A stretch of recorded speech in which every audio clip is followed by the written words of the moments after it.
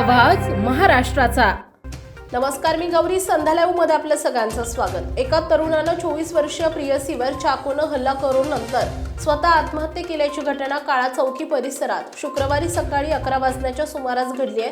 भर दिवसा गर्दीच्या वेळी घडलेल्या या घटनेमुळे काळा चौकी परिसरात एकच खळबळ उडाली आहे। सोनू पराई असं या घटनेत मरण पावलेल्या तरुणाचं नाव आहे। काळा चौकी येथील दत्ताराम लाड मार्गावरून हे दोघे चालत येत होते। त्यांच्या शाब्दिक वाद झाला।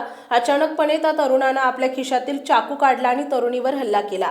ती तरुणी जीव वाचवण्यासाठी जवळच्या आस्था नर्सिंग होम मध्ये गेली। सोनू तिच्या मागे गेला आणि तिच्यावर चाकूने वार केले। त्यानंतर त्यानं स्वतःवरही चाकूने वार केला। या हल्ल्यात दोघे जण गंभीर जखमी झाले। त्यांना उपचारासाठी केएम रुग्णालयात दाखल करण्यात आलं, मात्र गंभीर जखमी असलेल्या सोनूचा मृत्यू झाला।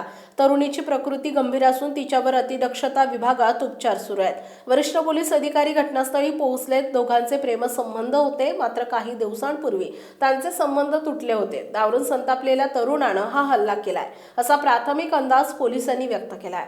संध्या लाईव्हसाठी प्रतिनिधी मंगेश पाटे, पुणे।